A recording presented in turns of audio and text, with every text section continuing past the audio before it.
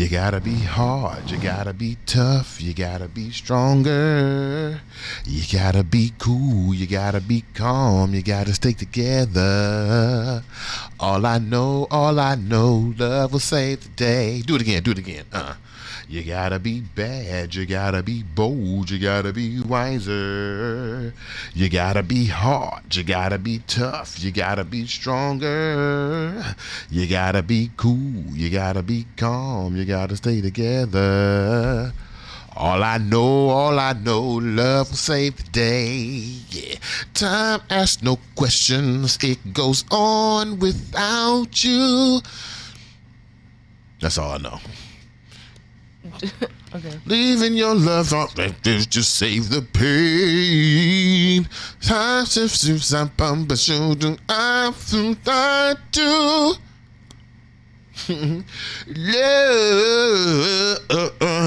You gotta be bad, you gotta be wiser. Ooh, you gotta be hard, you gotta be tough, you gotta be stronger. You gotta smoke blunts, you gotta smoke za, you gotta get higher. Yeah. All I know, wake and bake will save the day. Yeah. Come on, sweetheart, let's go ahead and get the story started. I'm ready. I'm on my solitude vibes.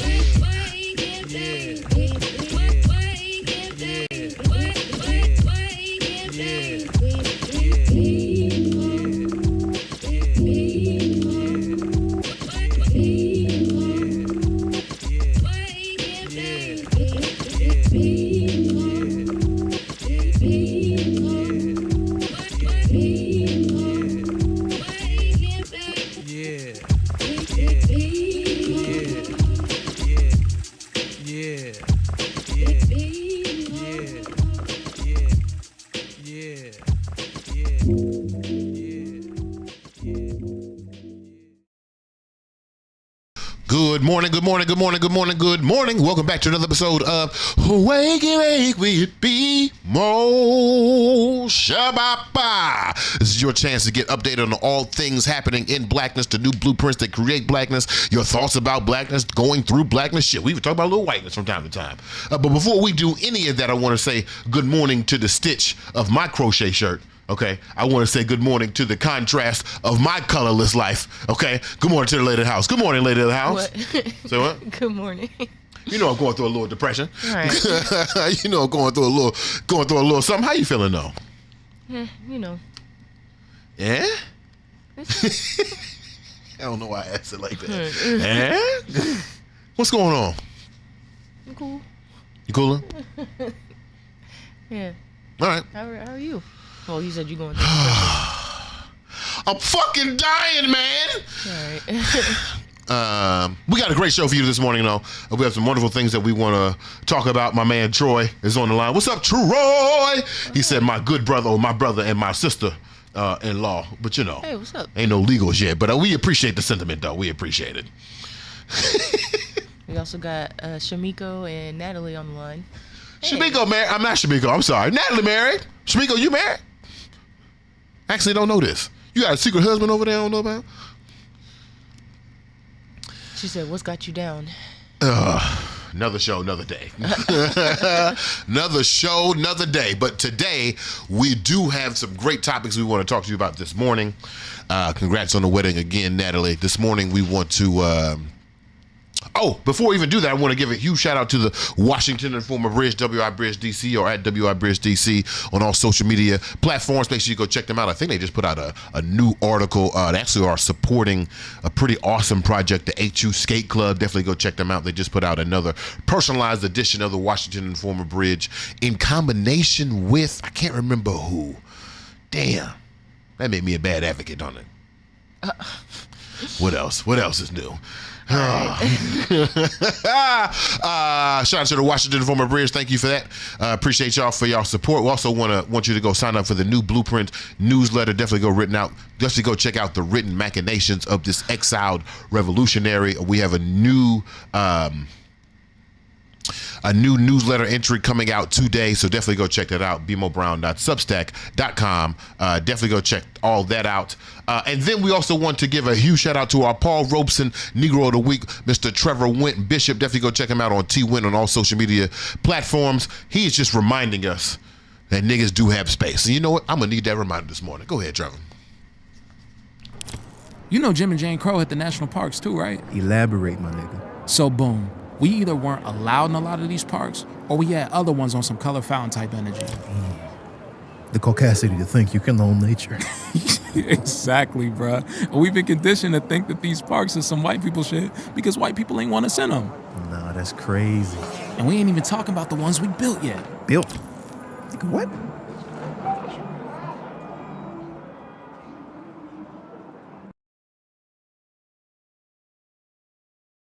We appreciate that, Trevor. Thank you for reminding us that we do have space, that we've even built space in certain spaces, in a lot of spaces. So we appreciate that. Definitely go check out Niggas in Nature by my man, Trevor Wint. Great stuff. Great brother. Definitely go check that out. That being said, that's all the shout outs. There's everybody. That's everybody for this morning. That being said, we do have some great things we want to talk to you about this morning. It's going to be a very interesting morning. We want to talk about some of the things that's going on here in the Washington, D.C. area with Trayon White and another Ward 8 or a Ward 8 ANC member who have both been called out for bribery and fraud. We want to talk about that this morning. We want to talk about Jay-Z in his statement against his current allegations. We also want to have a discussion about, oh Lord, what's the third topic, sweetheart? White women, is that? Oh, we got to talk about white women this morning. I found a new tool under whiteness, and we're definitely going to talk about that this morning, but because it is Tuesday, y'all know what time it is. It's time for Sweethaht's Black Fact. Come on, sweetheart, what you got for us? I had a good one, but I lost it, so we'll go with John Baptiste Bernadotte, a colored man, was the founder of the present royal family of Sweden. Enlisting as a private in Napoleon's army, he rose to be field marshal. In 1818, he ascended to the throne of Sweden as Charles the 14th. Keep going. Okay. Oh, you wasn't ready for the context? Oh, it's a lot. Okay, Bernadotte originated in a part of France where the population has much Moorish or Negro mixture due to both the Moorish invasion and the settlement of Moors thereafter, their expulsion from Spain. Huh? You said Bayesian? Invasion. Invasion, okay. I thought you said the Moors and Bayesians. About to say what? Go ahead. Moors invasion. Okay, go ahead.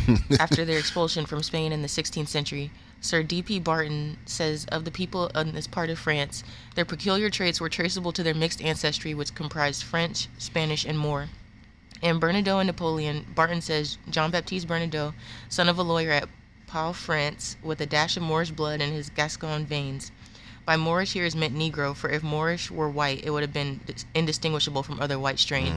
However, moreover, Bernadotte was swarthy. Swarthy is crazy. And his hair was woolly.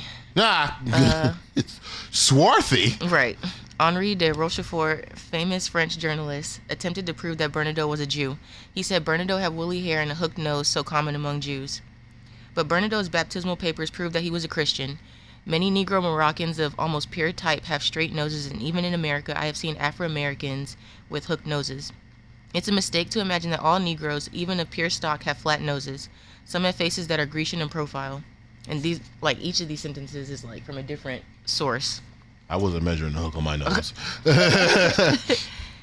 The pills, I don't know, P-E-U-H-L-S. Okay. Or Negro Jews of West Africa. What? Right. They got their own name? Right. Okay. Have so-called Semitic profiles. In France, Spain, and Portugal, there are Negroid Jews with woolly hair. The Portuguese Jews, who are the aristocrats of Jewry, Jewry, show considerable Negroid strain. A former European diplomat in an article in the New York Sunday Tribune entitled, "When is a Colored Man Not a Negro in America?" named several noted Europeans of Negro strain, Bernadotte amongst them. Okay. He says the Moorish ancestry of his mother is a matter of local knowledge. I have heard. He sound like a Christian Louboutin type. Yeah. Okay. I have heard on good authority that Napoleon spoke of Bernadotte as a mulatto, but I have not found it so far. One day, while speaking of Bernadotte, an acquaintance of mine from southern France told me that she went to school there with one of Bernadotte's daughters, who was so dark that she was called La Negresse. Oh, damn. Murat, king of Naples, said... You gotta read the whole thing, sweetheart. Okay. But you're saying that a general in the French army, mans with Napoleon, was a black man. Mm-hmm. And black, that they had to trace it all the way to his Moorish descendancy. Yeah. Or ancestry, excuse me. And, yeah, he was the founder of the present royal family of Sweden. He was the founder of the present royal family of Sweden? Mm-hmm. What do you mean he was the founder? Like he found the royal family, or he was fucking and created the royal family? How do you find the royal family? Was they just in the wood? I mean, well, it maybe. says he ascended to the throne of Sweden as Charles XIV in 1818, so I guess that's how he founded it. Like, I'm King Charles now? I don't know. I just thought about a mulatto man, even if he was light-skinned with a hook nose. Y'all seen me measuring my nose a second ago. Even if he was light-skinned with a hook nose, that's not my vision of Sweden. Is Sweden the country that has the, they have like the parades of like, I don't know what they call them, but they're like, it looks like blackface, but it's like. Oh, with Black Pete and all that stuff? Yeah. Is that Sweden or is that Norway? I don't know. It's all in the same area though. But when I think of Swedes, I think of tall, blonde-haired white people. I think of some of the villains from the 80s movies, or some of the love interests from the early 90s high school movies. They were all tall, pale, blonde, athletic women. Yeah. And you telling me that the king of the Swedes, the first king of the Swedes, at the most was a light-skinned man? Yeah. Huh. History be on some shit, man. Shamiko says, hold on now. What the lady of the house is reading made me think of something I saw yesterday where the oldest bank in San Francisco was started by a black man, and his descendants asked not to be named because they don't want people to know their generational wealth was started by a black man. Oh. Oh, wow. That sounds like Maris, who don't want people to know that her family's wealth was started by urinal cakes. Damn. And Drew if you get that reference, holla at us. You could be our friend. Drew says, Jews and Africans aren't too distant from one another. Not just the religion, but the culture is why they were oppressed by white supremacy. And then Sweden definitely whitewashed their history. They very much want to portray blonde hair, blue eyes as their standard. Oh, okay. And this is coming from 100 Amazing Facts About the Negro with complete proof. I don't know if you want to, yeah. This was written in like 1930 or something like that. The man's on the back.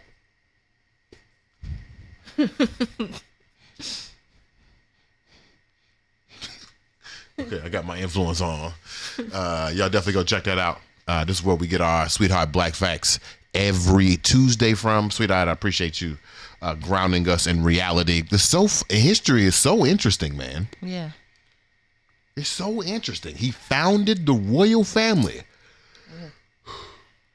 But could have looked like Trey Songz. That's what you're telling me right now. That's what you're saying to me right now. You're saying that the founder of the Sweden's royal family could look like Trevor Noah right now. That's what you're telling me. Yeah. What's his name? Could look like Big Hand. Could look like Hand Dog right now. That's what you're telling me right now. What's his name? We were talking about him the other day. Who? The TV show. Hannibal Buress and...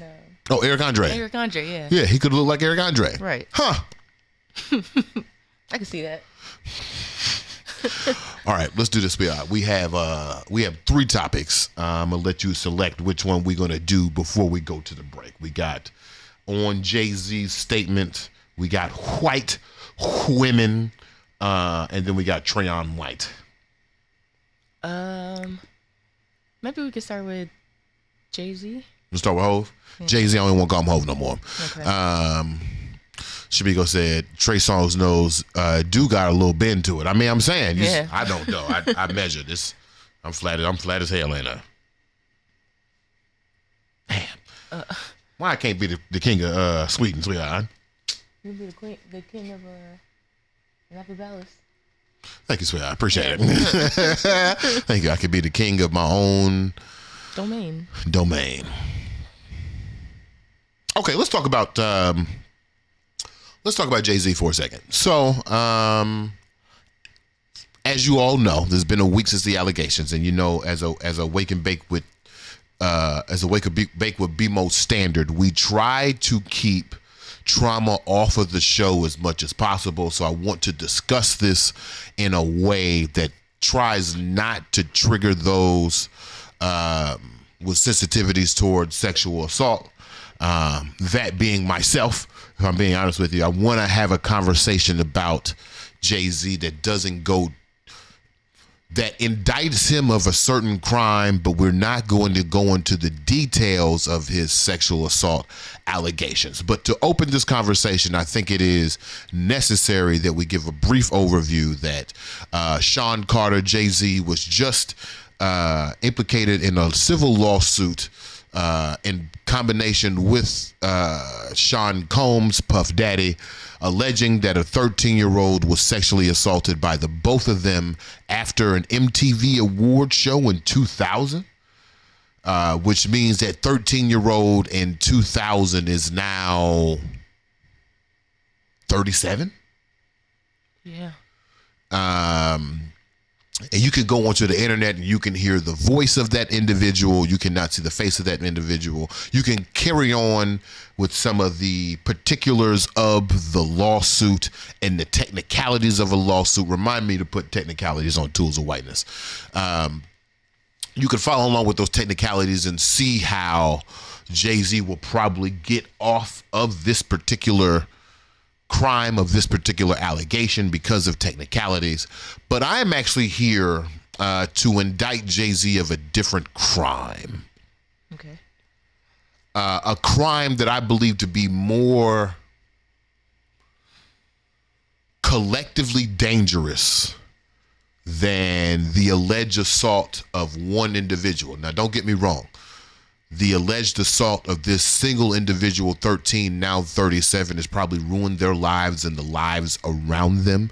And I have empathy for this individual, especially because I know victims. I have interacted with victims, and I know the trauma that puts on your life. So I'm not saying that to minimize this person. What I'm actually saying is that there is a bigger crime that Jay-Z has been a part of for the last 24 years at least. I would say 30, 33 since Jay-Z first started interacting with Diddy in around like 1997, right? Yeah. So we're looking at, what was that, 33 years? 33 years? No, you're not 30 if you're like 20. 97? Yeah. 27. Yeah, 27 years, I believe. This is what's going on. And so before I even go to the indicted crime, I want to bring up evidence number one, sweetheart. I only got one piece of evidence. Okay. But Jay-Z put out a statement after being named in this civil lawsuit. And I'm going to be honest with you, sweetheart. The statement, as I just said a second ago, alluding to it as evidence, it did not swayed me towards his innocence of his alleged sexual assault, but it definitely confirmed of guilt that I'm pretty sure has been there. Sweetheart, do you mind reading this statement for me? And we're gonna pause and break it up because I think it's a very interesting reaction. We've seen a lot of reactions to allegations of sexual assault. Damn it, I should have did the Dan Harmon joint. Ah, shoot. We've seen a lot of reactions to sexual assault, but this one might be one of the more volatile that I've seen. Go ahead and read for me, sweetheart. My lawyer received a blackmail attempt called a demand letter from a quote-unquote lawyer named Tony Busby. What he had calculated was the nature of these allegations and the public scrutiny me want to settle. No, sir, it had the opposite effect. It made me want to expose you for the fraud you are in a very public fashion. So no, I will not give you one red penny. Keep going. Mm-hmm. These allegations are so heinous in nature that I implore you to file a criminal complaint, not a civil one. Whomever would commit such a crime against a minor should be locked away. Would you not agree? No. These alleged victims would deserve real justice if that were the case. No. Okay, you can stop there. Okay. This is where I start to get my first funny looking faces. Okay. Why is it that rich folks who have exploited other people to get their money find it strange that they also would be called out on a civil case instead of a criminal case? Right.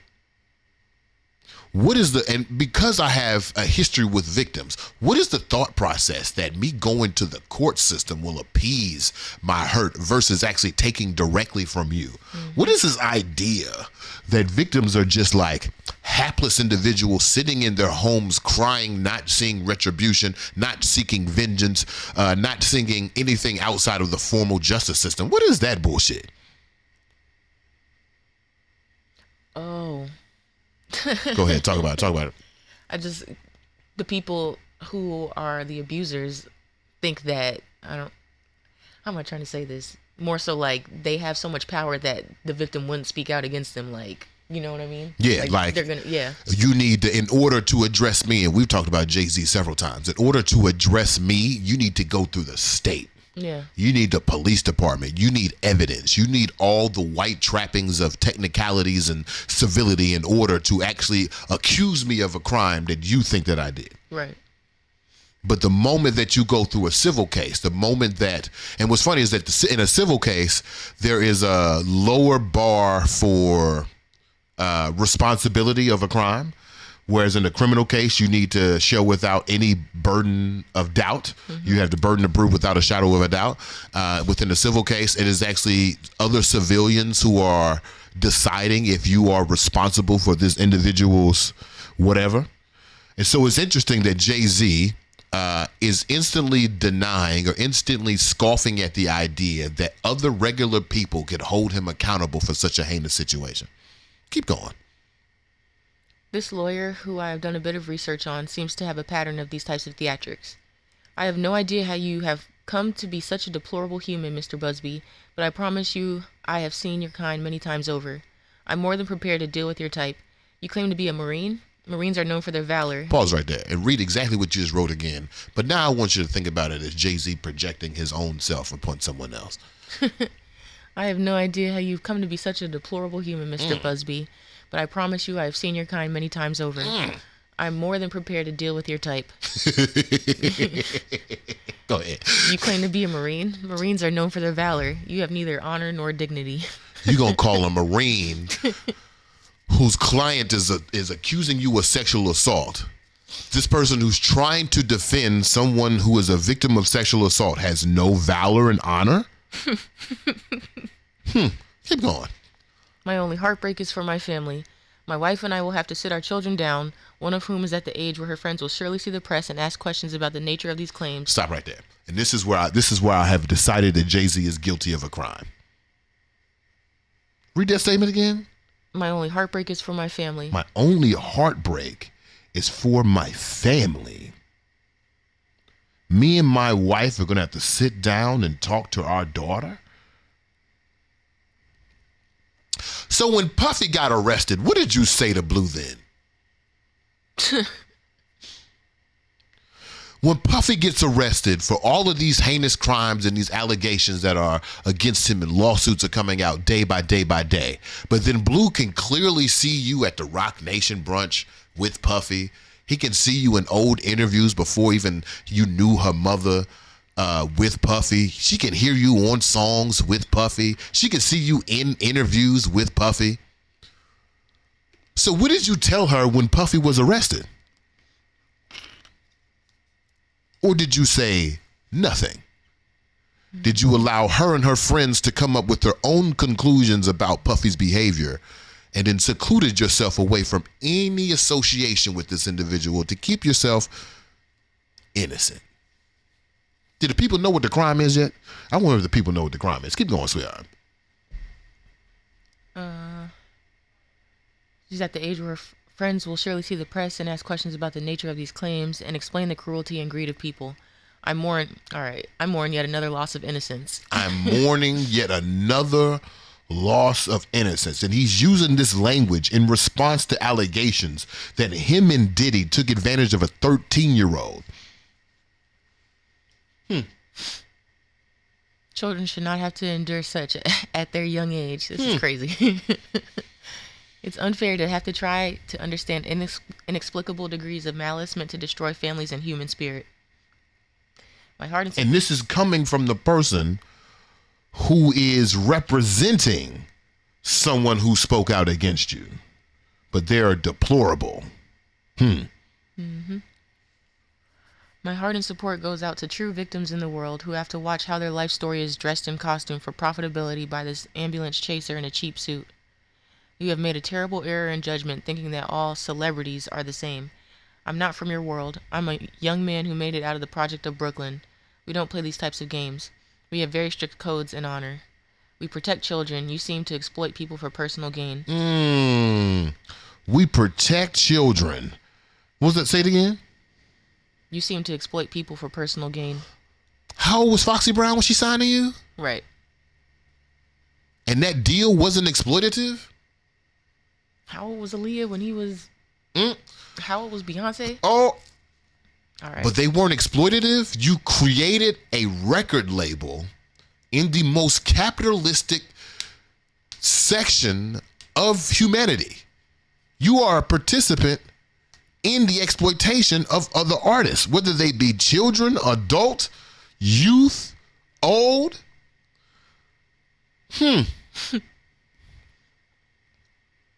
Only your network of conspiracy theorists, fake physics, will believe the idiotic claims you have levied against me that, if not for the seriousness surrounding harm to kids, would be laughable. I look forward to showing you just how different I am. You can let this statement go, Sweetheart.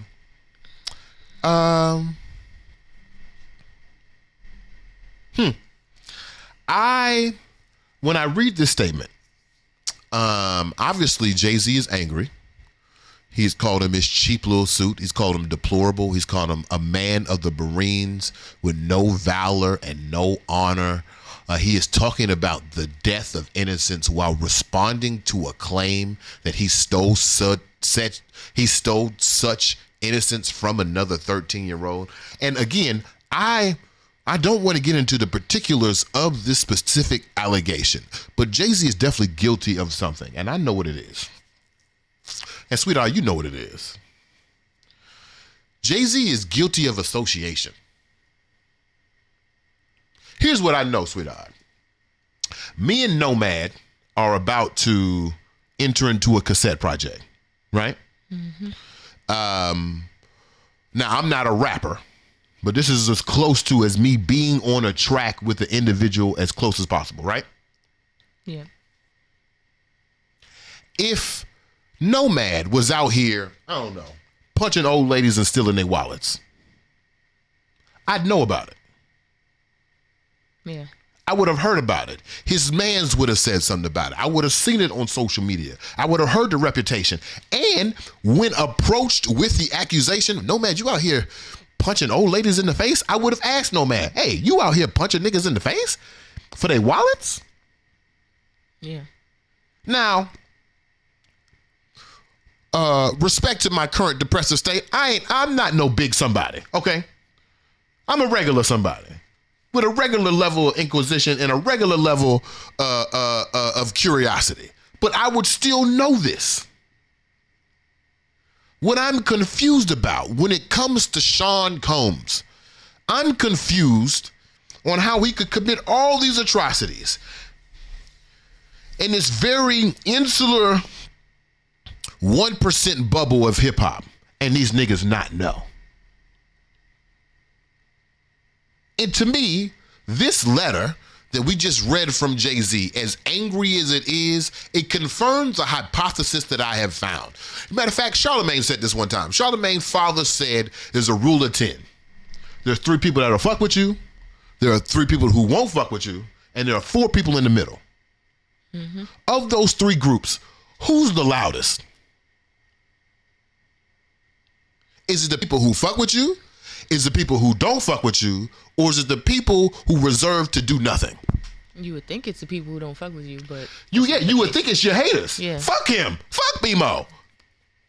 And you would think it'd be your haters, and then it would be your supporters, Yeah. and then the people who have nothing to do with you, they'd be the people who say the least. right. But the moment you accuse that middle group of inactivity, they are the loudest. It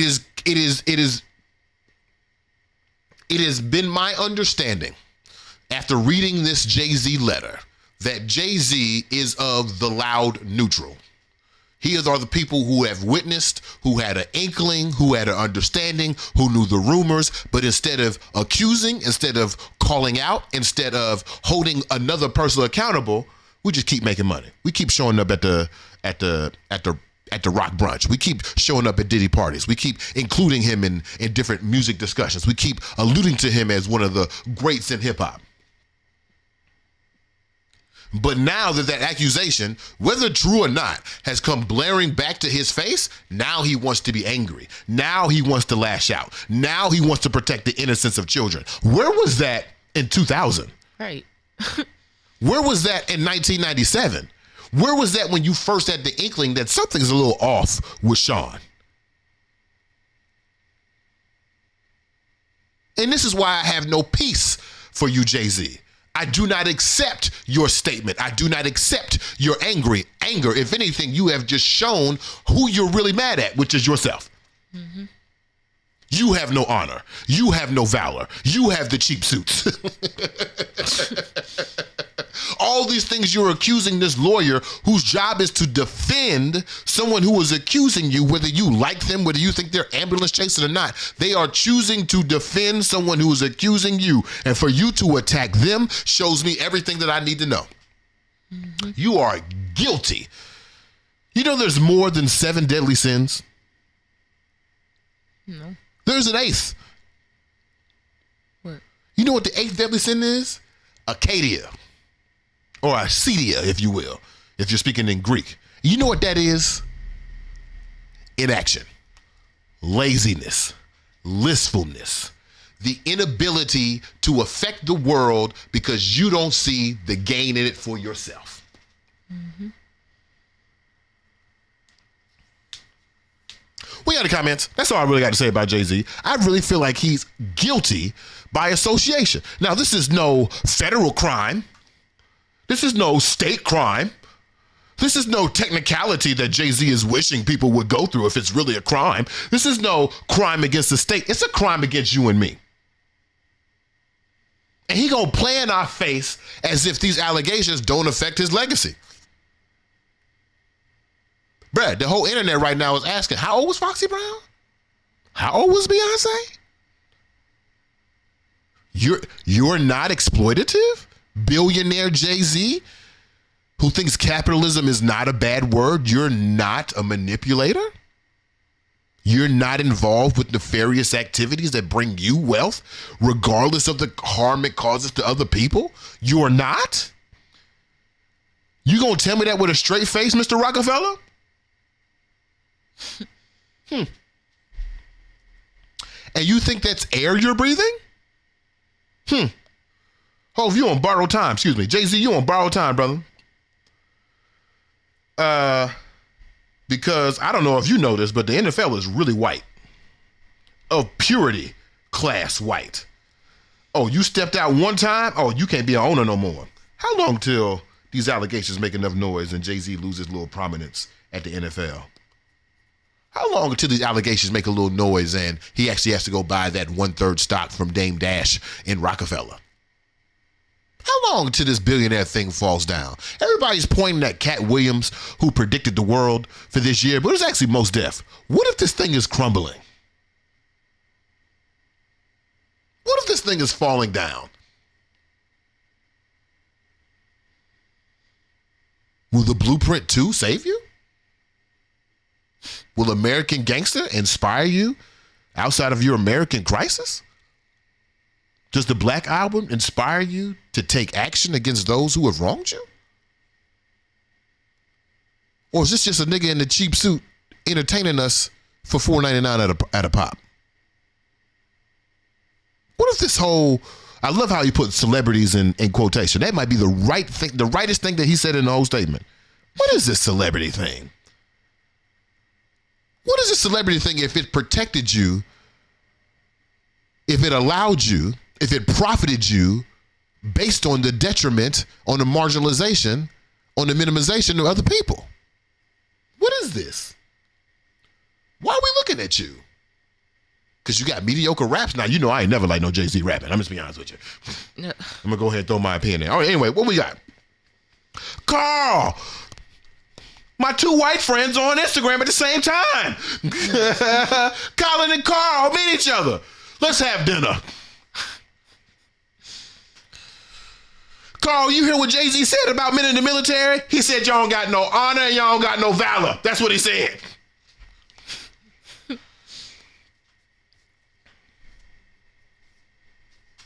Andre F said on Instagram, he said, Foxy said it didn't happen. Now, I'm not talking about the sexual assault, Foxy. I'm talking about the 15-year-old that you signed to a record label deal, Foxy. As you say in a statement, oh, I'm not exploiting people. Nigga, please. Nigga, please. We got some comments. Go ahead. My white friend's trying to figure out if we going to the Sizzler or not. Oh, wow. Drew says, innocent people don't rant in their defense. They'll just be like, bet, then show how they're innocent, not deflect and dismiss. That's Yeah, that's what I was going to say. Yeah. Like, his response sounds very manipulative and, like, defensive. Yeah. Like, if you don't have to prove yourself, why even say anything? I feel like there are a lot of allegations and lawsuits that come out all the time, and people who know they're not guilty just don't say anything and let it play out. Right. Yep. Right.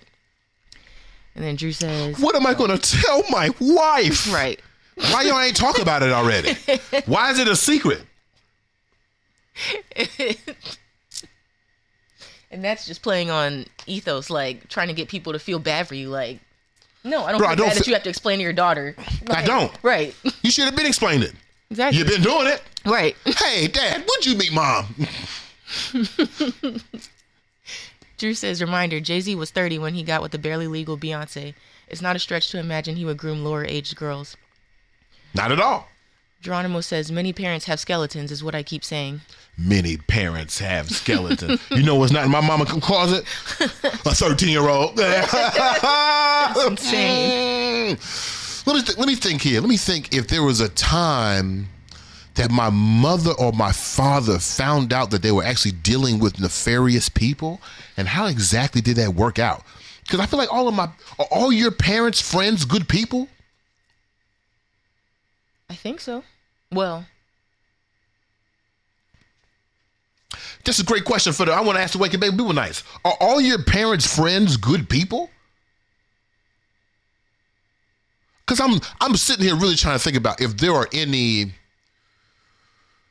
like legit, unequivocally bad people in any one of my parents' lives. Now, they've helped people out of tricky situations, but I wouldn't necessarily call them friends. Right, yeah.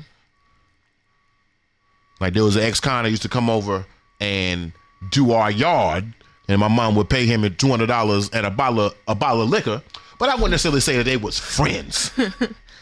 Also saying that all ex-cons are bad people. But I can't think of any parent, I can't think of any one of my parents' friends that they wouldn't at least allow me to go over to their house alone. Oh, yeah. And you a girl. Right. And all my friends, my parents had to meet their parents and meet them first, Yeah. Yeah. I want to know if these are good people. Right. So I have a hard time believing that Blue is 12 now. Yeah. I have a hard time believing for the first 12 years of her life, Jay-Z never tried to explain his friendship with this terrible person. And this won't be the only one. Jay-Z never had to explain the 96 bricks to Blue? He never actually explained like what happened in Marcy, what happened to his nephew, why he shot him. He never explained his violence in his own past, which to me indicates more of the crime. What are you hiding? Right. Why she don't know? And this is actually We were watching the FD Signifier video last night, and it was a clip of Diddy at the Breakfast Club with, is it Christian? Yeah. With King. King? Was it King? He the same nigga? I don't know. It's the one that looks smack like him. Yeah. That one. And Charlamagne was asking him about I don't know who he was fighting with. Was not J. Cole, somebody else. Oh, some article. Drake, I think. Yeah, Drake. Yeah. Yeah, but like his son did not look surprised at all, which means like this has been a conversation, or he knows who his father is. So how, you see what I'm saying? Like how I feel like all of Diddy's kids know what he on. Yeah, but even the youngest. Blue knows? This is what I'm. So based on the statement, that's why I'm so confused. Right. How don't she know? Which means to me you are actively hiding. Your daughter is going to grow up in the music industry and you haven't told her about these creepy ass niggas at every corner? Right.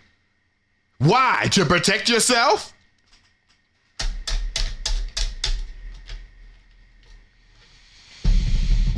You got some more comments? Go ahead. Natalie says, all I hear is guilty, and every time I see blue, I see child abuse. Damn.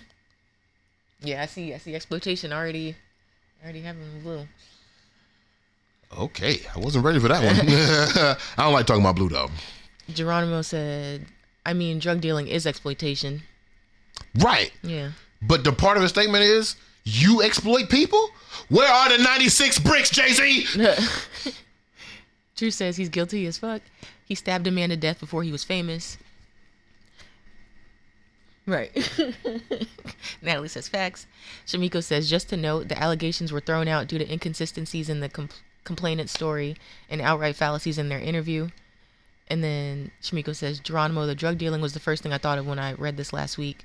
And see, what Shamiko said is exactly why I don't want to get into the previous comment of allegations and misreported thing. I don't want to get into that because that gets us into this very technicality situation. Yeah. Let's just say we believe the 13-year-old for a minute. How the fuck you gonna remember that? It's trauma. It's 24 years ago. You were 13.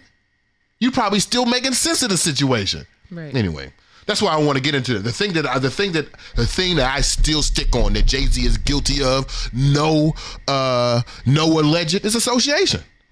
Is it will he go to jail for it? No. But he gonna get the BeMo frown. You're nasty. You're nasty. Natalie says, LOL, no. My dad has been sued by several of his friends. Damn. Several. So your daddy the problem. That's what I'm hearing. Your daddy the problem. That's what I'm hearing. Okay. Damn. Chris Allen says, hell nah. It's some dark with everyone but pedophilia. LOL, hell nah. Hell, right. Pedophilia? Yeah, nah. Maybe my man was a crackhead back in the day, okay?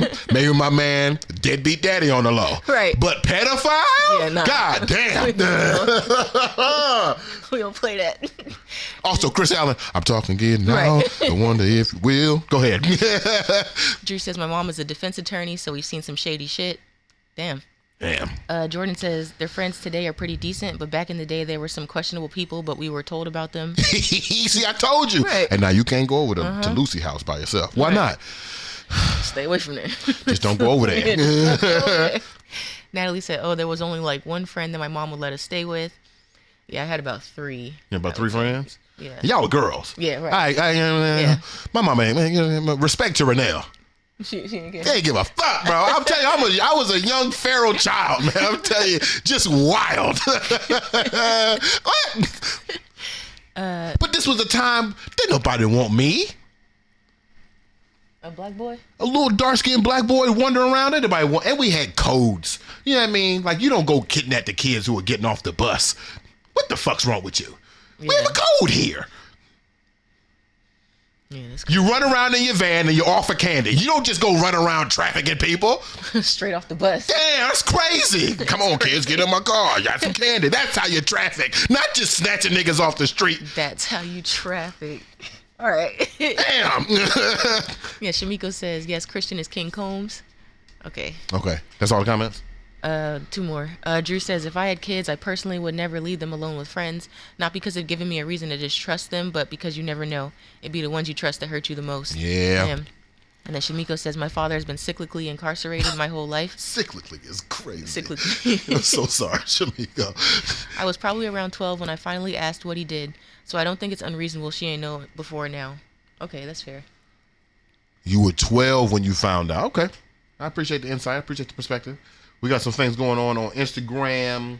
My wife friend's trying to figure out if we go into the statement, to the Sizzler.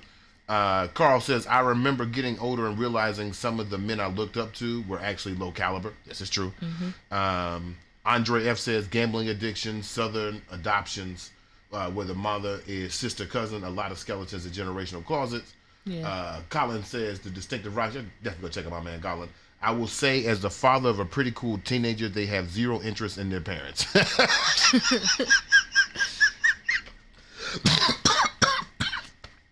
That's funny.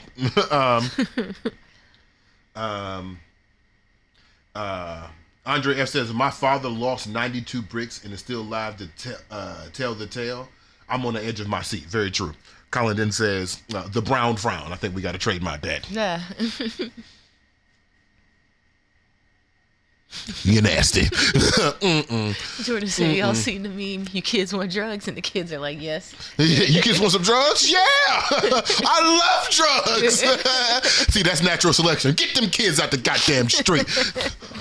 I'm a feral child. I was offered drugs lots of times. Only took it once.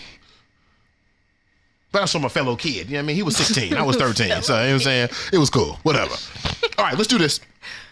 We're going to, this is our last week for my man Sir EU, so I need y'all to go ahead and write it down, get the lyrics down. You know what would be interesting? While you're on break, I'd love to hear what you think this song is about. We're going to play the Quincy Jones interlude. My man Sir EU's got the hee ha ha ha. We'll be right back with more Wake and Bake with BeMo. In the meantime, while you're listening, can somebody tell me what this song is about? Because y'all know I don't know the words. I just know for us, it's easier to go to jail than to go to college. That's all I know for sure. All right, we'll be right back with more Wake and Bake with BeMo. White friends, we going to the Sizzler or no? What's good? I must devour, I must devour, I must devour, I must devour, I must devour.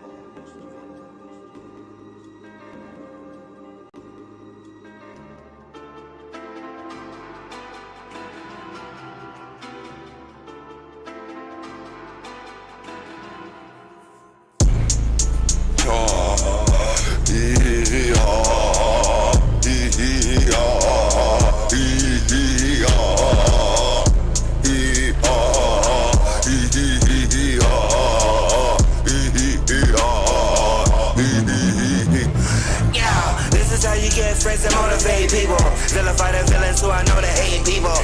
How the devil, how he cultivate evil. Focus how he beats you to the bunch of them feed you. Explain this to the people, they will need you. If you damn body it, they gon' eat you. If you not a heavy eight, they gon' beat you. I believe in God, I don't need you. Mommy made me promise to be guardian the people. Starting with stuff and the karma got be lethal. I was all alone with the slowness for EU. Real power trio, I consider them equal. I just want to deliver what was given. Power steering through a whole truck, I'm forgiven. If I wasn't in it for the win, I would've been in the mortician's clinic, grinning, looking down on all the living. Shitting on the witnesses is what the kid was given. Forfeiting, I'm finishing up for the vision. Since I was an infant and my mission was a killer to fulfill it, was an energetic citizen that I'm still in. Will it, kill him, kill him, you already know what we be, I destroy B, I be, he,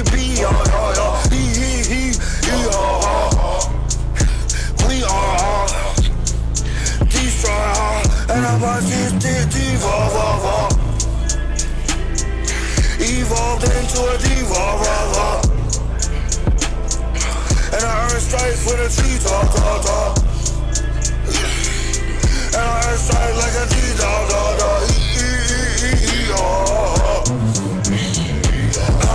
This is how you get friends and motivate people. Vilify the villains who are known to hate people. Focus on the devil, how he cultivate evil.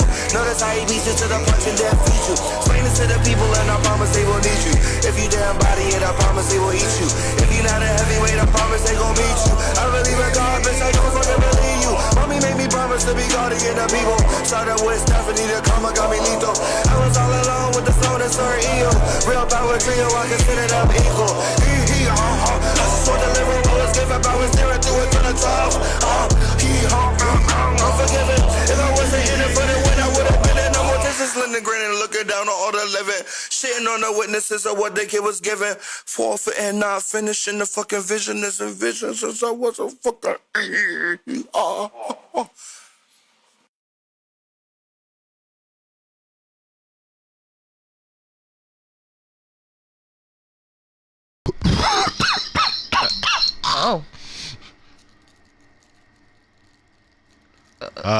Welcome back, everybody. Well, welcome back to. Woo! Oh man, I got something in my throat. That's crazy. Welcome back to Wake and Bake with BeMo, everybody. Wake and Bake with BeMo. Shabba. My man Colin, in case you were wondering, my man Colin asked in the break time, he says, does Sizzler take reservations? I've never seen one. In which the answer is no, Colin. It is not that kind of situation. All right, y'all. I'd love to hear your lyric breakdown of Eehee Ha Ha. As you know, we finna get into our blunt manifestations. Also, throw your blunt manifestations into the chat for me, to my people who are on Instagram. You know, you can get my full face. You can get interactive with the rest of the community. If you come on over to the YouTube, link is in the bio. But if you just want to see this part of my face, I understand. It's pretty. Let's see here. Let's get to our blunt manifestation, sweetheart. What you manifesting? Or is it my turn? It's your turn. It's my turn? Damn. I need like a pencil. Pass me a pencil right there. What I call it? A pencil, yeah. What am I manifesting? So as y'all know, we are building the network. I have a pitch with the owners of our particular studio partners. If you've known me for a little while, you know how much I need, and I don't even use that word a lot, but how much I need space in order to actually execute some of the visions that we have, not only for the show, but also for the brand, to get to the 6 goals that I have in life. Maybe I'll share those goals with y'all. Oh, it is blunt manifestation time. I can share them now. So I have 6 goals. One of them is space, similar to like a Bohemian Caverns type situation. So hopefully that'll come to fruition on Wednesday. So I'm manifesting a good meeting there, and that we can be aligned, and that the people that we are pitching to, the thing I'm always concerned about when it comes to like pitching to potential partners, is that they can see your worth to an institution or to a place. They often feel like, oh, if we have the building and we have the staff, then like, what do we need partnered programming for? What do we need additional things to help activate the space for? We're good. But then I look at the space and it's like, it's underwhelming. So I'm just hoping that people can see our value, that we go in there and we pitch who we are, what we stand on, that we're a very black ass network, and this is going to be a white owned space that we're going to do very black owned things out of, and that they'll be okay with it. That's what I'm manifesting. Nice. Because how you going to tell me what I can express? Oh, like control your voice? Yeah, that's not gonna happen at all. We're not even setting it up that way. You ain't gonna tell me shit. First off, nobody tell me nothing. I don't even like my mama telling me what to do. What? What you got, sweetheart? What are your blunt manifestations? Well, I'm gonna second yours, like support your, your manifestation. See, and that's why I fuck with you. Why was that so? That's why I fucks with you. So aggressive. Sorry. That's why I fucks with you. All right. Yeah, that the podcast network and take off and come to fruition. That you have space. Can I ask you a controversial question? Okay. No, never mind. Keep going. What? Never mind. How you gonna do that? You can't pump fake. You can pump fake twice. All right. They don't know house rules though. Drew says after hitting an all-time high with. Go ahead. Go ahead. After hitting an all-time high with 100 new subs in the past month, I manifest I break the 5-digit subscriber number for my gaming channel, monetize this channel within a year. Yo, I watched. I was watching your Power Rangers walkthrough. Oh, nice. Yeah. Yeah. I don't know if people know that, but one of my favorite things to do, Sweetheart can attest to this. I love watching people play video games. Yeah. Oh yeah, I have a PS2 and I have no interest in playing myself. So when people ask like, why do people watch other people play video games? Why the fuck would I want to play? That shit's stressful, bruh. I told you what happened to my Game Boy Color when I was playing Mario. I'd be damned if I break a $500 PS2 because I can't pass this stage in Wukong Monkey King. What the fuck, man? He says, I also want to collaborate with other creators and do things in a public space as well as across digital platforms. All right, let's do this then. Let's do this then, Drew. We When we set it up, let's play some Mario Kart. Okay, that I know I can whip ass in Mario Kart. I'm not worried about that. It's been a while. Huh? Do I need to practice? Yeah. I don't know. I need to practice. You know, at one point, I don't say this a lot because I don't want to be a nerd. But at one point, I did hold the world record for the fastest track time in one of those Mario Kart's worlds. I forgot what Peach's Castle, some shit like that. Oh, that's not on the Switch, is it? Nah, it is on the Switch. It is on the Switch. At one point, I was the number one time. How? What do you mean? I didn't know they had like a.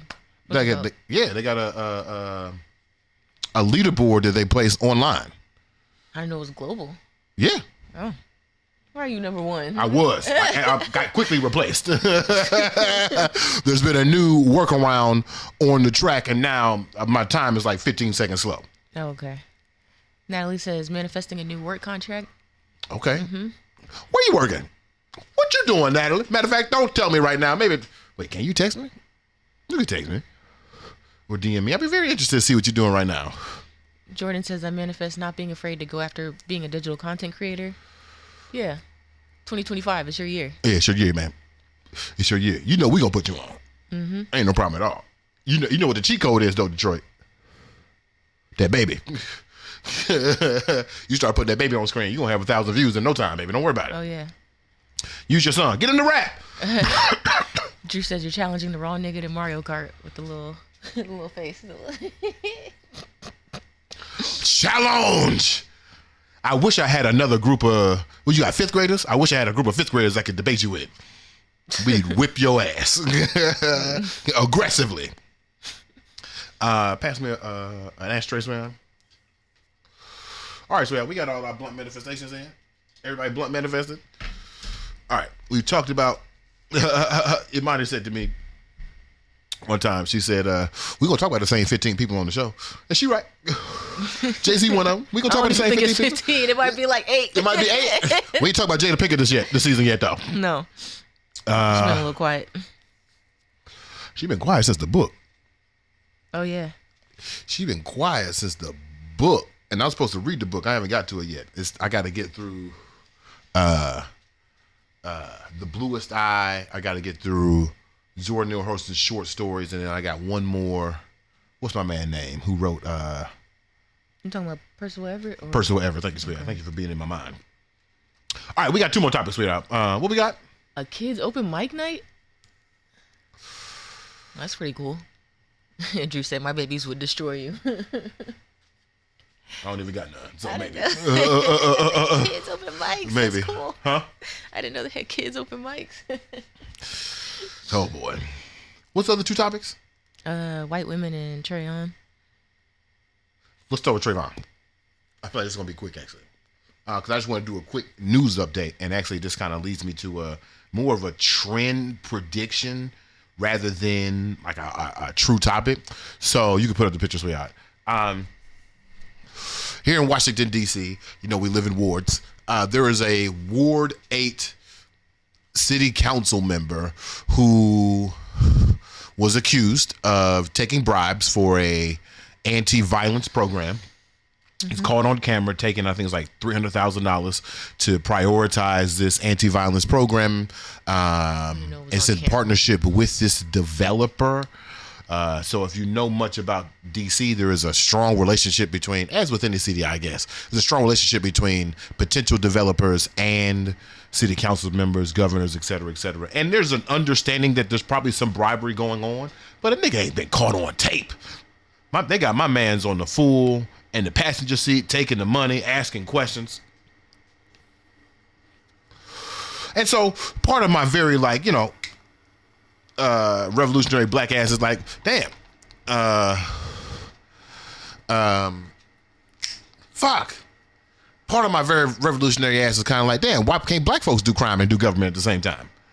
But then I talked to some of the other city people. Some of the anti-violence programs are actually affected. One of them was started by an old mentee of mine. Her name is Tia. She used to play basketball. She's like 6'5". Tia, the only person to damn near dunk on me. Her and this dude named Calvin. But when you dig into it more, then you see that like the bribe was taking priority over nonprofits such as like Good Projects or my man Cornelius just died, On Point. The On Point projects, when you realize that this particular bribe is taking over those type of opportunities, you're like, okay, I see why. And now I see that the city council has unanimously voted to recommend expelling Trayon White from Ward 8's city council seat. At the same time, Sweetheart, there is a Ward 8 ANC neighborhood commission, if you will, who's also been caught up in some fraud. He got caught up in the PPP loans fraud. Turns out he got $1 million loan, spent it on, and this was the headline, I shit you not. He spent it on luxury cars and beard oil. What? That's what the headline read. It said, local ANC spends $1 million in PPP loans on luxury products? Might have been luxury products and beard oil. And to which I say, hey, beard oil is a luxury product too. Don't try to drag my man through the street for his cosmetology, for the things he put on his face. Don't do that. He could be pretty. You could be pretty. You could be cool, and you could be successful. I'm only one, but that's okay. Right. That's okay. So I just wanted to bring this up, Sweetheart, because what I'm seeing, there's a lot of every other week or so. I'm seeing more. Every other week or so, I'm seeing more elected officials, specifically black males, fall victim to the capitalistic strategy of political bribery and getting caught. Mm-hmm. And so my 2025 prediction for the day, is, I need y'all niggas to get tight. Okay? I need, word to the conversation we had at Colin's house, I need y'all crime to be a little more organized. If we gonna do nefarious acts, if we gonna go under the table, if we gonna go around the corner, if we gonna get loans from people in nefarious spaces, I need y'all to do a little more organized crime. I need you to be a little more sneaky. Cause like sneaking with government money, that's just stupid. That's just dumb. Yeah, if you're gonna take bribes, at least I'm not condoning. I'm not condoning taking bribes, but don't be in the car with the envelope. What the at least fuck? launder the money, like launder the money. I tell you this, and I think I said this before. Me and you can let Trayvon go. Trayon, excuse me, not Trayvon. Damn Trayvon. Right. At the National Museum of African American History and Culture, in the Afrofuturism exhibit, they have spacesuits. One of them is Uhura. I forgot who the second one is, but it's another fictional character, I believe. And the third one is Trayon's flight suit from when he went to space camp. Trayvon, excuse me. Not Trayon. Yeah. Jesus. Although they're the same size. Trayon, small as shit. Yeah. Anyway, Trayvon's flight suit from when he went to space camp. Yeah. And it's sad because none of those three things actually came true. Right. Anyway, One time I got a call. Here you go, Sweetheart. I got a call. Matter of fact, I do have the name of the ANC Jordan. Hold on. His name is Clayton Rosenberg. Black dude. Oh. I got a call one time from one of my residents in Slow, Danica, very good friend. I hope she's doing well. She said, yo, my boss is hosting this thing. Can you like produce it for me? And I was like, cool. She's like, all we need is a piano player. I was like, huh? She's like, yeah, just bring a piano player and that should be fine. I was like, you don't want a singer? It's like, if you bring a singer, I mean, I guess, but like, all we need is a piano player. And I brought Joe Schmo. I called Joe and I was like, Joe, I got this gig. All they need is a piano player. They just need you to like play for like an hour. He was like, okay, cool. He's like, what do they want me to play? And I was like, I don't know. Just like play stuff. He was like, all right. So he was in there. We were playing. The place is across the street from that shopping plaza in Columbia Heights. Okay. Right next to like Z Burger and the Metro. There's a place over there. Shamika no Danica. So we walk in and the owner is like, yeah, just sit up over there and basically just like stay out the way. So I'm like, okay. Now because there probably is organized crime, I'm not going to say who was there. But there was a former government official who walked in first. They pulled up a table, they sat down in a chair, and they sat there. Now, mind you, I have to understand this is going to be a room full of people. Yeah. We're about to produce an event. One government official sitting at a table, at a chair, sitting there. One by one, people's faces and names, developers, old governors, old city council members, walked in one by one, put a check on the table, left. I don't know what that was. I ain't heard about it in the news, but that's some of the most gangster shit I've ever seen. Yeah. And they paid Joe Schmo like $500, and they paid me $500 just to get Joe Schmo, and we just stood there. That's wild. Did it take an hour, or was it longer than that? We might have been there an hour, but it didn't take that long. The government official might have got up in like 15 minutes. What? Yeah, that's some shady shit. Man. That's all I want niggas to know. If niggas is gonna do crimes, you know what? Don't even do crime. Not even just crimes. In 2025, niggas gotta be organized. That's a good point. DKA! All right, let's get to our last segment. I didn't want it to be a whole situation. I just want to let's get to our last segment. I have an idea, sweetheart. I think I told you this already, but I want to tell the Wake and Bake people nights. And maybe some of the people on the line can help me with this idea. I have an idea. I'd like to I have an idea for the next new blueprint product. This will be product number 2. What was number 1? Oh, the cards. Yeah. If you don't have a set, sucks for you. We're going to release another edition, but if you don't got the first set, you're not that cool. I have an idea for a second product for the Wake and Bake, not the Wake and Bake People Nights, for the new Blueprint Brain Trust. And that is a Swiss Army knife. Nice. And I want the Swiss Army knife to be white. Not only in color, but I want it to represent whiteness. And for every tool of the Swiss Army knife that you pull out is another tool of whiteness. So we have talked about, I want to bring it up. We have talked about so far, we have talked about capitalism as far as it pertains to scale. We talked about convenience as far as pertains to free labor, binaries, the patriarchy, civility as it comes to formal education, civility as it also comes to the non-emotional response. We're going to talk about how smells could be racist, but we're also, in this moment, I want to talk about the newly discovered white tool. Jay-Z was using it a second ago. I found it in this article, and then I saw a TikTok, a video. I guess it was a TikTok. I don't know. It was this nail polish lady who does like conscious nail painting. What an interesting cross section. But once again, I tell you, to old fuck ass Chad Jackson, Don't bring me art if it ain't propaganda.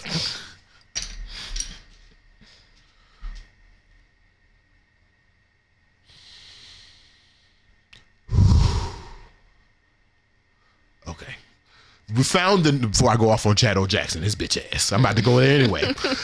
We found the newest white tool. In this particular instant, it comes in the shape of white women. This tool is innocence. Whiteness loves to parade around innocence as a virtue, as a way to almost gaslight you, almost trick you out of your understanding of your position in the social hierarchy. White people will be like, oh, I didn't enslave nobody. Oh, my family didn't get nobody. Oh, I don't participate in white privilege. As Patrice O'Neal would say, it's one of them white tricks. We'll get to Patrice O'Neal. I think it's the second time I said this. What an interesting person. But one of them white tricks is innocence. And this comes when I read the article in the New York Times and I heard this TikTok. Sweetheart, I don't even want to talk no more. Play the video. Do y'all remember that book, They Were Her Property, that challenged the idea that white women were rarely or passively involved in the slave trade? And the question was always, how many white women was it? Well, a student this year decided to answer that question. A student from Ohio State University paired up with a professor, did research, and found the numbers. And we'll get to that in a second. But also, the person that wrote this article, a journalist, decided to do some more research on their own. And they found that a group of Catholic nuns who were praised for decades for helping to educate black children were actually not even educating them and were selling them to pay off debts and expand their school. Let's get started and learn something new. So Professor Trevor D. Logan and the student Benton Wishart did some research from just 1856 to 1861, just in 5 years, and they found that. I wanted to pause the video just to be quiet for a second. These nuns, through history, were telling the tale that they were saving black folks, but they were selling them to build the school? Nuns. Right. The most innocent of white women. I don't know if you said it so far, but it says that white women were responsible for the 40% of the sale of enslaved people in New Orleans over an 8-year span? Insane. Sweetheart, they told me in school that white women were disenfranchised, that they couldn't own property, that they couldn't vote, they were suppressed. Suppression equals owning other people? Keep playing the video. This is crazy. White women engaged in nearly a third of the sales and purchases of enslaved people in New Orleans, which was home to the nation's largest slave market at the time. I also found that in New Orleans between 1856 and 1861, white women participated in nearly 40% of the transactions involving black women. I decided to take it to the 1830s, and remember, this is just New Orleans only. White women accounted for about 16% of the purchases and sales of enslaved black people in New Orleans. They also found another analysis of runaway slave advertisements between 1853 and 1860, which were compiled by a black abolitionist, that found that white women were listed as owners more than 10% of the time. Now, Professor Logan and the student Benton fully credit Stephanie E. Jones-Rogers and her extensive research. White women were owners 10% of the time when looking for runaway enslaved people. You know how crazy that stat is? Yeah. How many people in right now? Hold on.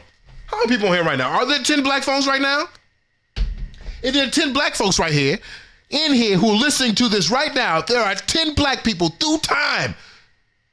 One of y'all was owned by a white woman. Keep going. She's an historian at the University of California, and she wrote the book, They Were Her Property, and released it in 2019. And she is fully thanking them for finally getting the numbers, because every time she had to talk about this book, people always question, well, was it that many? How many white women was it? And now we're going to get to the nuns who sold these children. Now, the nuns were called the Georgetown Visitation Sisters, and they founded the Georgetown Visitation Preparatory School in Washington, D.C., one of the nation's oldest Roman Catholic girls' schools. For more than a decade, its founders were hailed on the school's website for running a free institution and for their generosity of spirit for teaching enslaved girls. But several years ago, the school's archivist and historian began digging in the archives. She found no evidence that the nuns had taught enslaved children to read or write. Instead, she discovered that the sisters had enslaved at least 107 black men, women, and children. And in a report released in 2018, the school reported that the sisters sold dozens of those people to pay debts to help finance the expansion of their school and the construction of a new So as I'm reading the article, she's given a very great, this is a nail polish lady, I might add you, a black nail polish manufacturer, owner, I think, is giving us this wonderful review, OOO polish, or ooh polish, I think that's how you say it. The thing that blew my mind is I'm reading this in the New York Times, but they are talking about the Georgetown Visitation School, which of course is in Washington, D.C. You know, they ain't let them folks go until Emancipation Day. Wow. I thought, I don't know why it was so like distant to me, but when DC celebrates Emancipation Day, which I think is like April 19th, maybe, April-ish, I can't remember. Geronimo, correct me if I'm wrong. When DC celebrates Emancipation Day, I didn't know it was 107 niggas in Georgetown that they were talking to directly. I never put that together. And nuns did this. The Roman Catholic Church perpetuated this lie. A lie? And why would they need to lie?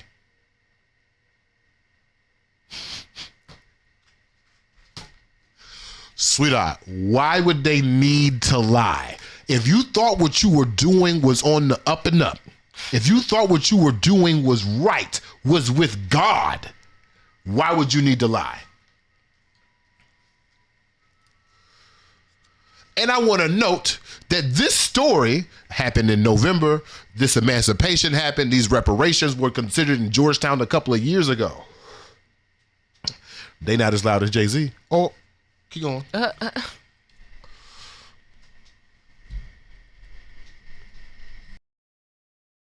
In fact, nearly all of the orders of Catholic sisters established by the late 1820s enslaved people. Nothing else to do than to dispose of the family of Negroes. Mother Agnes Brent, the superior of the Georgetown Visitation Sisters, wrote in 1821 as she approved the sale of a couple and their 2 young children. The enslaved woman was just days away from giving birth to her 3rd child. Of course, we're not shocked by any of these numbers, but one of the historians said it's good to actually have numbers. They help us to attach something resembling specifics to what we're actually talking about. And this last paragraph sums up the last month. Dr. Jones Rogers believes the research also helps to explain why many white Southern women romanticized slavery and supported the system of racial segregation that emerged after the Civil War and now, a system that helped ensure that their families could continue to benefit from a plentiful supply of low-cost black labor.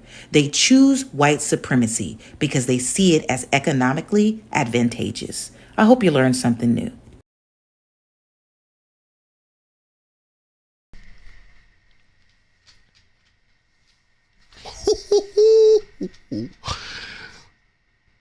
Oh, we got any comments?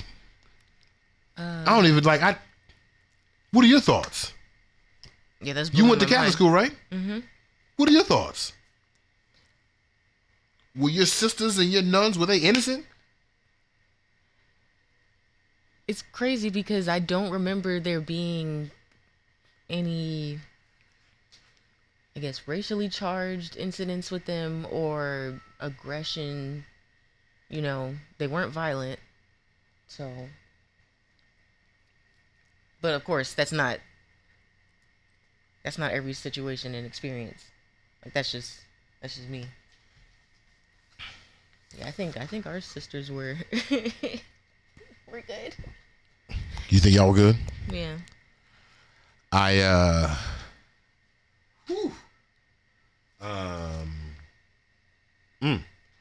On Instagram, Akila says, I'm not surprised. The church has the most heathen. Tuh. And Colin says, say that part again. Why they choose white supremacy? Because it's economically advantageous. Anything to keep that money. What we got, Sweetheart? Before we get to the... Okay. Shamiko says, like that affluenza plea. WTF, selling them to pay off debts. I ain't never perceived. Debts. Yeah. And then she says, I ain't never perceived nuns as innocent. Oof. Jordan says, wow, not in D.C. Yeah. Geronimo says, Delphine LaLaurie was the wealthiest slave-owning person in New Orleans and the most brutal. She was so wealthy the people she owned ran to the market trying to be sold. Damn. She bought them all back. Sheesh. Shamiko said, let me go find this book. The Catholic Church is guilty of hella shit. Yeah. Damn. Yeah. And then Geronimo says, Georgetown was the hood for decades after emancipation. That sounds great. Wow. That sounds wonderful. All right. Yeah. It's time for the burning question for the Roach. Burning question for the Roach. Yeah. That was a good one. Today's burning question is brought to us by Randy B. Happy birthday, Randy B. Happy birthday. Happy birthday. Happy birthday. Hey. Happy birthday to our girl Randy B over at Truthing Questions by Randy B. Make sure y'all go to randyb.net to go check out all 3 sets of It's Time to Have a Conversation. Randy B, what we got today? Sweethaht. Oh, also, if you want to get a little more like, we do like a little deeper breakdown of the Truthing Questions. We answer them in a more personal way over on the Substack, BeMo Brown at Substack.com. So definitely go check out both randyb.net for the Truthing cards and the BeMoBrown.substack.com for all of your personal breakdowns of these questions. Sweetheart, what we got? I need a good one. Something that's going to make me tell a story. I wonder if this... I don't know if this will make you tell a story. It might. Are black people slow to believe in the guilt of our stars? OJ, Michael Jackson, R. Kelly, Bill Cosby? You can add others if you'd like. Can you appreciate and still enjoy a person's art when you believe he is guilty of a crime? For instance, do you still listen to R. Kelly? Ooh, I just thought it was appropriate with Jay-Z. Okay. Read the question again. Are black people slow to believe in the guilt of our stars? And then he names a few examples. Can you? Yes. So we are slow to believe in the guilt of our stars. I don't think there's anything wrong with that, because if we can shout on one hand, representation matters, then it also makes sense to try to defend said representation. The thing where it gets tricky is when we start to talk about deplorable things beyond a veil of ethics, or beyond the veil of ethics, right? So like if you're talking about like sexually assaulting 13-year-olds, then now we are beyond the veil of ethics. And it's like, oh, you didn't just like make a tax mistake, or you stole from your uncle and got caught, or you was maybe lying about 2 Nigerians beating you up outside a subway. You like, you know what I'm saying? You are destroying the future. You are going against the very codes of blackness. So, OJ is interesting. All of these cases are nuanced. That you could give a blanket binary to each one of these cases, but that's on the Swiss Army knife. Yeah. And now it can't be the Swiss Army knife. What? Oh. Because the dude was black. The dude was black. Is that even better? No, because it's supposed to represent whiteness. Oh. That's crazy. That's hilarious. That's funny as hell. The founder of the Swiss royal family was black. We can't make a tool of whiteness based off of a black man. Fuck. That's crazy. Damn. But okay, so until we change the product, we gotta go into reviews. Until we change the product, one of those tools of whiteness is to create binary. So like when I look at the nuance of the OJ case, black folks were celebrating winning. Not necessarily that OJ got away with murdering his wife. Yeah. More so they're like, right. Oh, we won. Yeah. Okay, I'll take it. And then behind closed doors, we can have a conversation about why you shouldn't murder your wife. But white people didn't get that. White people were just like, oh, the wall didn't work. Oh, that's still so good. I love to see white people's reaction to the OJ case. So these things are nuanced. R. Kelly is heinous. Yeah. Because we all saw it. Mm-hmm. I had a comment. So I told you we went to dinner, right? And the dudes was some 80s dudes, right? Yeah. And so I asked them, I said, how y'all let R. Kelly get away with it? Because I'm just going to start asking Gen X straight up. It's y'all fault. How y'all let R. Kelly get away with it? Because the moment we became aware, we got documentaries. The moment it all came together, it's like, no, put this nigga in jail. But for a whole generation, y'all bumping and grinding.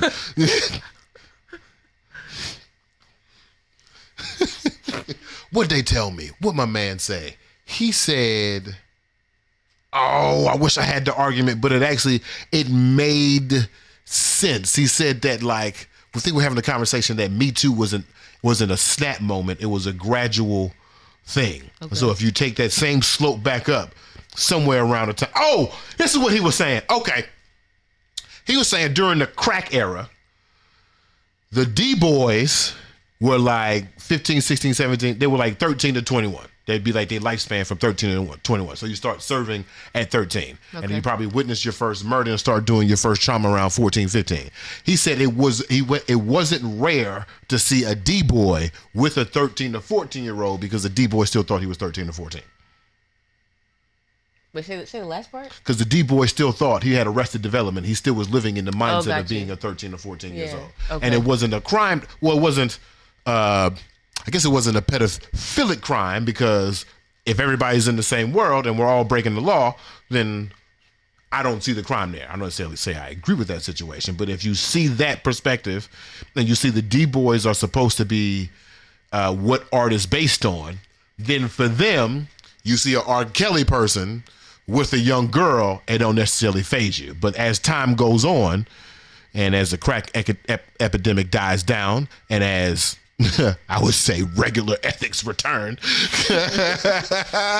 they can see that situation. So there is some nuance, there is some trauma in R. Kelly, but at the same time, I can't listen to R. Kelly talk about sex if his sex is with minors. Yeah. So I can't do that. Bill Cosby to me is the one where it gets a little gunky. Bill Cosby has one bad joke. And it's the joke I think we've all seen. It's him talking about Spanish Fly. He give it to the girls and they go a little crazy. Right? He's got the one bad joke. 99.9% of Bill Cosby's comedic repertoire is at least on a very surface, and I would even say a secondary level clean.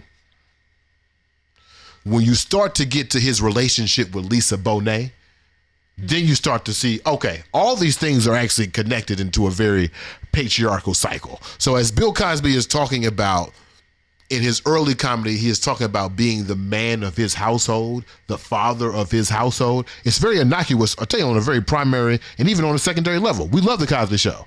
But when you connect that to his hate for women, it's like, okay, I see it. I had to dig a little deep, but I see it. So I've always said when Bill Cosby dies, I'll start listening to his comedy again. Yeah. But he's got to die. Like, he got out of jail. He was a deplorable. I personally can't fuck with him. But I don't know. Later House, you went to Atlanta and niggas was playing R. Kelly. How did you feel in that moment?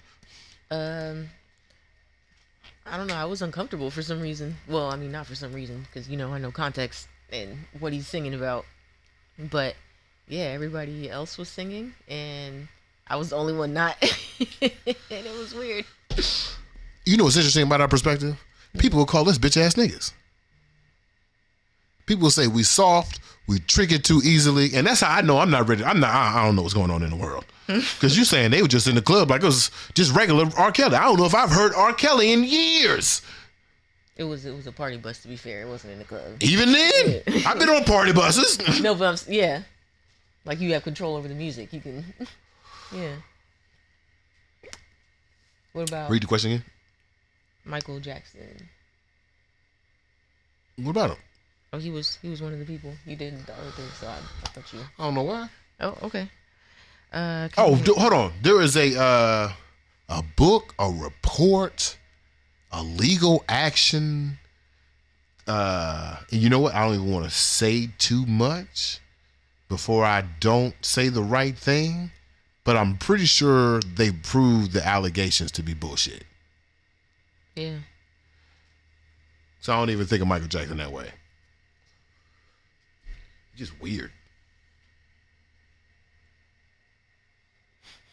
It's a strange dude. I mean, Not really though, but kinda. Look at his childhood and his life. I would say if he was dark skinned and sounded like me, he'd just be Tyrese. He'd just be Tyrese. It's crazy. Read the question again, though. I'll read the second part. Can you appreciate and still enjoy a person's art when you believe he is guilty of a crime? For instance, do you still listen to R. Kelly? Depends on the crime. So, like, this question doesn't come up when people talk about Jeezy and crack sales. Yeah. Everybody's like, oh, man, I can't listen to this. Jeezy sold crack. I think that's what it was about. I think the real thing is what I just said a second ago, which is if your art is connected to your crime, if that is the source of, if your crime is the source of your art, then I got a problem. It'd be like somebody painting a canvas with unvolunteered blood. I got a problem. This is weird. I don't give a fuck how pretty it is. This is weird. This is wrong. Why? And it goes back to my art distinction theory, which is those of us who have been oppressed and marginalized cannot separate artistic form from function. Or as W.E.B. Du Bois says, if it's not propaganda, don't give it to me. I don't want art unless it's propaganda. Question 7 of Africana Studies. How does it free us? And if you gotta kill people to make a canvas painting, if you gotta take the innocence, as Jay-Z says, of young folks to create your hit single, if you gotta hate half of an entire population in order to source your sitcom,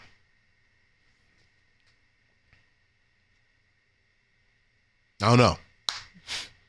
And of course, we're talking about things after the veil of ethics. I'm not talking about you cheating on your wife.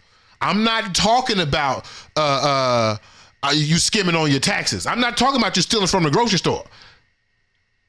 I'm not talking about you stealing from your, I'm not even talking about you slapping your mama.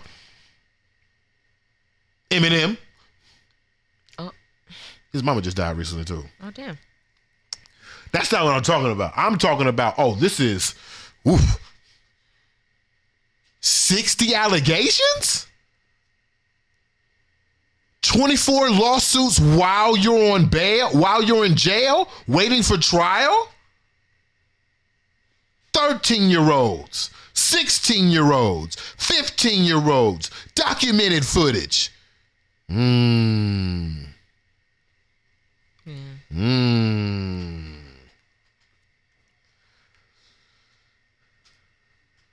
And you passing the Cavassier in your damn music video. I don't know. I don't know. We got any comments? Oh, what's your answer to the question? I'm sorry. Yes, I believe black people are slow to believe in the guilt of our stars. But I think that's for a reason, because usually it's like the people who are at the pinnacle of success are like the most talented, so it's kind of hard to give them up in a sense. I think that was the case, right? Like there was no other observable Bill Cosby at the time, Right. and take it even deeper. If we talking about like Puffy, right?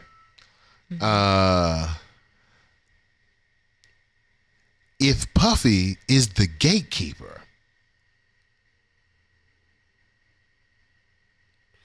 the only other people he's letting in the gate are people that he can exploit. Right. We've already lost. Keep going. Can you appreciate and still enjoy a person's art when you believe he's guilty of a crime? No, because it's like what you said. It depends on the crime. Like if it's tax evasion or something, then whatever. But like if it's crimes against people, against women, against children, yeah, no, I can't support you. I don't care how good it is. Like I'm fine with not having that in my life anymore. Yeah, very true. Yeah. I'm fine with not having that in my life. We got the comments before we get up out of here. Yeah. Before we get up out of here. Sorry. Shamiko says, you remember Miss McLeod in Blackburn? Yeah. She was showing a film about the black children that were products of black soldiers in World War II left behind in Europe. So who took them in the Catholic Church? These people in the documentary were grown in detailing their horrific treatment. Damn.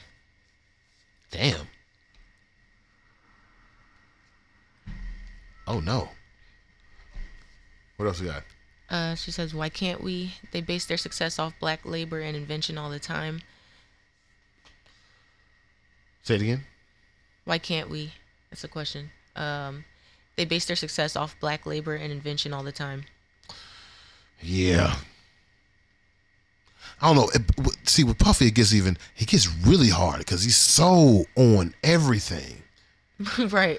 So as Camille chimes in on Instagram, man, I hope I don't have to let Faith Evans go. It's like, ugh. Right.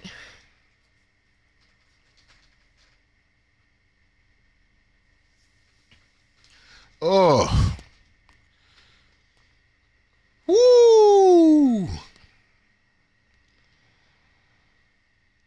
Also have a great idea. What's up? I think I told you this already, but when Bill Cosby dies, I think I'm gonna go and just perform his material. Okay.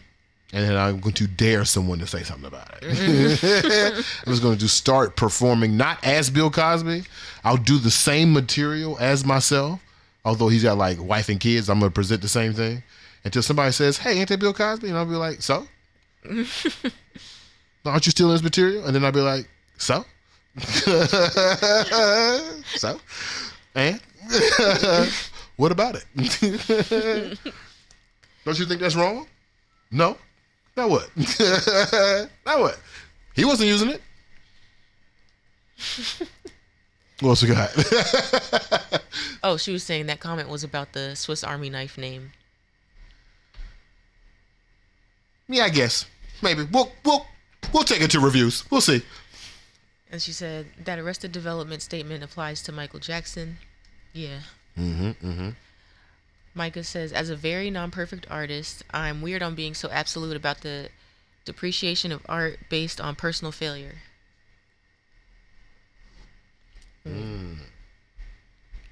It's also an unfairly selective line. Promo of blatant drug abuse and violent crime is often written off as product of environment and acceptable. It's arguably equally unhealthy as other crimes. This is true. Yeah, that's true. This is true. That's what Professor Karen Hunter says on the In Class for Cardinal on her radio show all the time, is that is that particular moment. Is that like there to her, and I'm guessing to you, there is no line between, oh, if you can, you know what I'm saying, you're doing harm to women and celebrating it, why not? Why is that different for doing harm to a whole community and celebrating it? Yeah.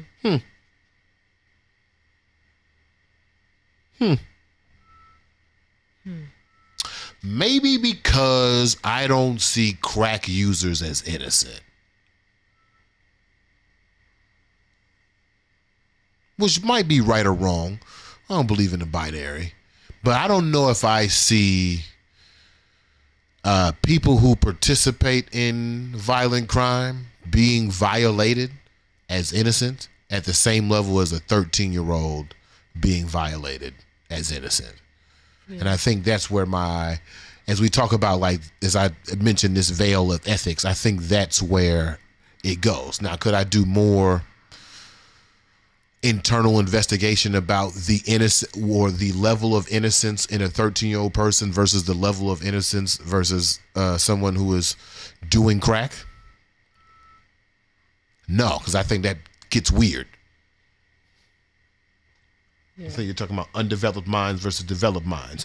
Now, if you take that same thing against women, I think then the line there is like a line of consent. So, like, I've never met a crackhead who was doing crack often on accident. What a statement. Never met too many accidental crackheads. Like that story they tell you in the Dare, like, oh, I hit it one time. And then what? Right. It didn't change your brain chemistry in one hit unless, you know, you just straight up OD'd on the first time. But I'm talking about like crackheads. I don't know. I don't see this. I don't see the same innocence between the two. That's real. Camille says, hold that thought. What if the 13-year-old turned to drugs? Still think you're talking about an undeveloped mind. I still think that's an innocent. Yeah. Trying to self-heal, using the things around them. Now I got a problem with a drug dealer. Right. Now I got a problem. You selling drugs to 13-year-olds? That ain't cool. That's beyond the veil. But when I'm listening to Gucci Mane not talking about selling drugs to 13-year-olds. Yeah. Young Jeezy not talking about selling drugs to 13-year-olds. He's talking about moving weight cross state. Now that may make him the source of the drug dealer, but that don't make him the drug dealer. Since if we want to dig into the ethics of the situation, what's up? Shamiko says, well, if we're playing the innocence game, the slope gets slippery. No, I think it's a hard line. I think the hard lines are consent and brain development. I think it's pretty simple. I don't think it's a slippery slope. I think it's a hard line. It's a veil. And once you cross that motherfucker, it's like when your platonic friend asks you to do a sexual favor. It's like, oh, we're not platonic friends no more. We've crossed the veil. Can we go back? No. We can't. That's not how time works. I think it's hard lines here. I think I got kicked off Instagram again for talking about crack. Oh, no, I'm back on. All right. Yeah, doing crack on accident is crazy. I've been a crackhead for 20 years. I didn't even know. What you mean? That's just something itching about my situation. I didn't know what was going on. Anyway, we want to thank y'all for watching another episode of... Yeah, we're going to end on accidental crackheads. That's exactly where we're going to end. We want to thank y'all for watching another episode of Who Wake and Make We Get BeMo. Don't do accidental crack. Yeah. 2025, stay away from accidental crack and tighten up. Organize and tighten up. We'll see y'all on Thursday. With another episode of Wake and Bake with BeMo. On Thursday, we'll have our Paul Robeson Negro of the Week Awards. To all my Wake and Bake people nights, if you could do me a favor, you could go here and like, comment, and subscribe to all these things. All my people on Instagram, come on over to the YouTube. We are on a road to 300. Okay, I think we are 269. Y'all nasty, by the way. 269s is crazy. Yeah. Crazy. Huh? Yeah. 269 is crazy. We are on the way to 300. I want to thank y'all for watching. I think we got some comments up in here. They look a little deep. I'm gonna read these when we get off of here. We're gonna lead you with my man Jordan with a little Black Boy Joy, okay? Because you know, for us, it's easier to go. it was easier to go to jail than to go to college. Stay away from Diddy, y'all. I'll see y'all. Damn. Don't let this feeling slip away. Your city, yeah, happy feelings. Breaking Beverly, your maze. Don't be amazed. Find yourself, learn your joys and pains. Live your voice and sing. The sounds of your heart. Don't you worry about a thing. And don't forget your lyrics. This is a reminder of joy every time you hear it. Just verify this joy. Smile, you get very contagious once you share it. Let love loose, don't fear it. Just that black boy joy. Black boy joy up on your brain. Let this black boy joy give you some game. Black boy joy get up again. And black boy joy through all the pain. And black boy joy say it again. One more time, get this black boy joy up on your brain. Let this black boy joy give you some game. Black boy joy get up again. And black boy joy through all the pain. And black boy joy say it again. Where I was raised, black boys was being destroyed. I grew up a black boy, they had stole my joy. Nobody put on my neck, so I do it for Floyd. Do it for Tamir Rice and for the underemployed. For the ones that gave back, communicated, deployed. I wanna give you a rope so that you can aboard. I wanna give you a hope so that you can avoid having to be a black man without no black boy joy. So get this black boy joy up on your brain. Let this black boy joy give you some game. Black boy joy get up again. And black boy joy through all the pain. And black boy joy say it again. One more time, get this black boy joy up on your brain. Let this black boy joy give you some game. Black boy joy get up again. And black boy joy through all the pain. And black boy joy say it again. For us, it's easier to go to jail than to go to college. Rather us be entertainers than be getting knowledge. They funded our own genocide. The word is power. Killing niggas in every song. I think it's coward. Easier to act tough when you in doubt because the world incriminates us. Cause we in doubt. Now we afraid of our own kind and it's really wild. I think they got us backwards. I figured out it's easier to fit in than it is to stand out. So I'm black boy joy when I'm cruising around. And I'm black boy joy fresh hitting the town. And I'm black boy joy dancing cleaning the house. And I'm black boy joy when I go for a hike. Been black boy joy since I was riding a bike. My son black boy joy and that's crazy to me. I was miserable growing up, I really hated it, G. But the world is much bigger than I was able to see. So get this black boy joy up on your brain. Let this black boy joy give you some game.